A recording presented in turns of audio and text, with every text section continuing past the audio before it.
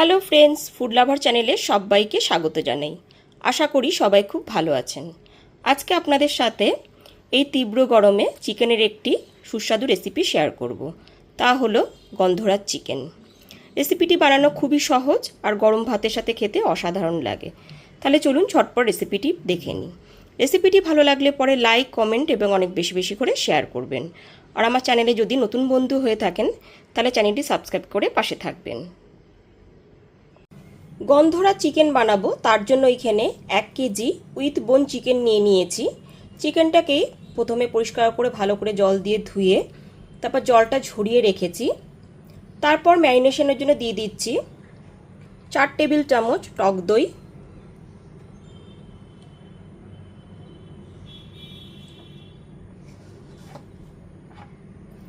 2 table চামচ আদা রসুন বাটা,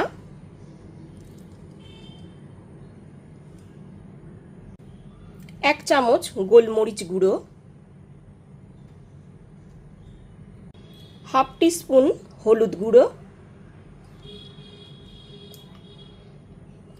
1 টিস্পুন কাশ্মীরি লঙ্কার গুঁড়ো, 1 টিস্পুন লবণ। যেহেতু গন্ধরাজ চিকেন, ওই জন্য এখানে একটা গন্ধরাজ লেবুকে আমি ঠিক এই রকমভাবে গ্রেটার দিয়ে গ্রেট করে নিয়েছি। এখানে খেয়াল রাখতে হবে যে সাদা অংশটা যাতে চলে না যায়। এবার সমস্ত গ্রেট করে নেওয়া খোসাটাকে আমি চিকেনের মধ্যে দিয়ে দেব।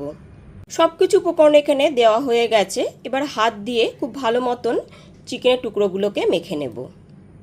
চিকেনের টুকরোগুলো এখানে খুব ভালো মতো মেখে নিয়েছি। এরপর 45 মিনিটের জন্য ঢেকে রেখে দেব।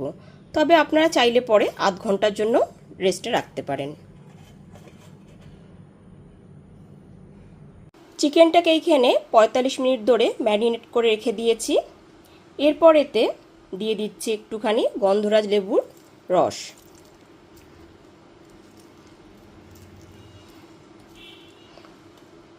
ছোট ছোট কয়েক টুকরো গন্ধরাজ লেবুর রস দিয়ে দিলাম। ওই 1 চামচের মতন দিয়ে দিচ্ছি। গন্ধরাজ লেবুটা দিয়ে পুরো চিকেনটাকে আমি খুব ভালো মতো আবার মেখে নিয়েছি। তারপর কড়াইতে দিয়ে দিয়েছি 4 টেবিল চামচ সাদা তেল। তেলটা এখানে খুব ভালো মতো গরম করে নিয়েছি। তারপর তেলের মধ্যে দিয়ে দিচ্ছি 10টা থেকে 12টা গোটা গোলমরিচ, 2টো লবঙ্গ, 3টে এলাচ আর 3টে দারচিনির টুকরো। তেলটা এখানে খুব ভালো মতো গরম হয়ে গেছে। গ্যাসের ফ্লেমটা লোতে রেখে ফোড়নটা হালকা করে ভেজে নিয়েছি। আর ফোড়নটা থেকে কিন্তু খুব সুন্দর একটা গন্ধ আসছে। তারপর এতে দিয়ে দিচ্ছি 4টে বড় সাইজের খুব ভালো মতো চপ করে নেওয়া পেঁয়াজ।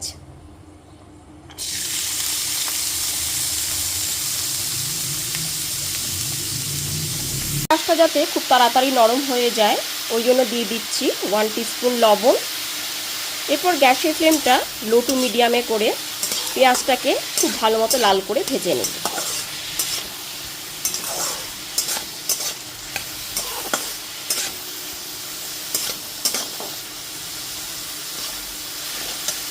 পেঁয়াজটাকে এইখানে একটু সময় নিয়ে ভালো করে নরম করে ভেজে নিয়েছি। তারপর এতে দিয়ে দিচ্ছি 3 টেবিল চামচ আদা রসুন আর কাঁচা লঙ্কা বাটা।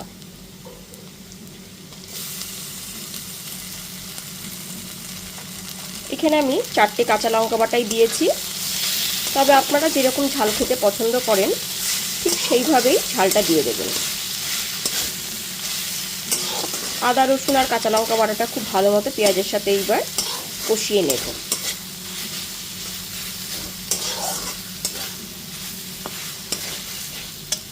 গ্যাসের ফ্লেমটা লো টু মিডিয়ামে রেখে 4 থেকে 5 মিনিট ধরে আদা রসুন বাটাটা খুব ভালো মতো একটু কষিয়ে নিয়েছি। এর থেকে কাঁচা গন্ধটাও চলে গেছে।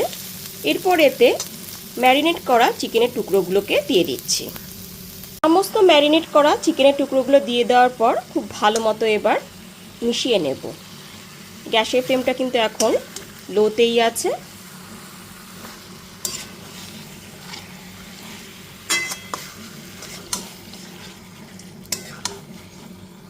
ম্যারিনেট করা চিকেনের টুকরোগুলো দিয়ে দেওয়ার পর খুব ভালো মতো মিশিয়ে নিয়েছি।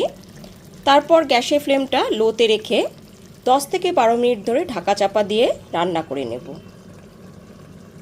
ঠিক 12 মিনিট পরে এবার ঢাকনাটা খুলে দেখে নিচ্ছি।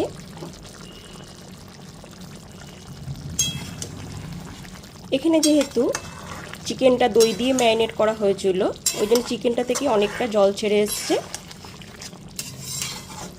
আর 12 মিনিট ধরে খুব ভালো মতো ঢাকা চাপা দিয়ে রান্না করাতে চিকেনটা খুব ভালো মতো একটু কষেও গেছে। আর দেখুন এখান থেকে তেলও ছেড়ে এসছে।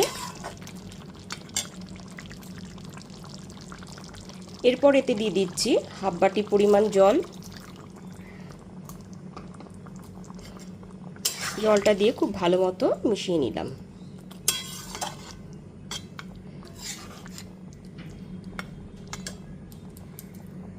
জলটা দিয়ে খুব ভালো মতো মিশিয়ে নেবার পর গ্যাসের ফ্লেমটা লোতে রেখে 10 থেকে 12 মিনিটের জন্য ঢেকে রান্না করে নেব। এতে চিকেনটা খুব ভালো মতো সুসেদ্ধ হয়ে যাবে। ঠিক 10 মিনিট পরে আবার ঢাকনাটা খুলে দেখে নিচ্ছি। এখানে চিকেনটা আমি ভাত দিয়ে খাবো বলে একটু ঝোল মতনই রাখলাম।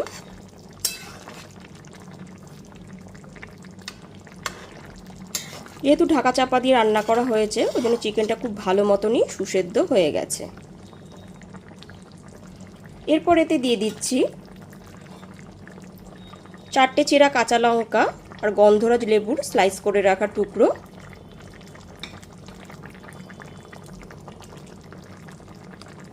এরকম ওপর দিয়ে দিলাম।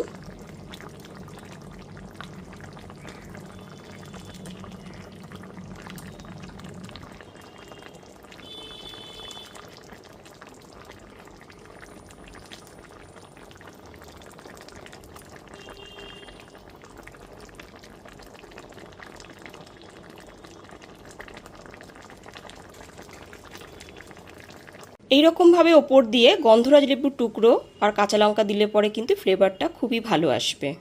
ঠিক এই পর্যায়ে গ্যাসের ফ্লেমটা অফ করে দিলাম। গ্যাসের ফ্লেমটা অফ করে দেওয়ার পর 2 থেকে 3 মিনিটের জন্য ঢেকে স্ট্যান্ডিং টাইমে রেখে দিলাম। ব্যাস, এবার একদমই ফাইনালি তৈরি হয়ে গেল খুব সহজেই গন্ধরাজ চিকেনের রেসিপিটি। আপনারাও খুব সহজেই যে কোনো দিন দুপুরে মেনুতে এই রেসিপিটি বানিয়ে নিন আর আমাকে কমেন্ট করে জানান যে রেসিপিটি আপনাদের কাছে কেমন লাগলো।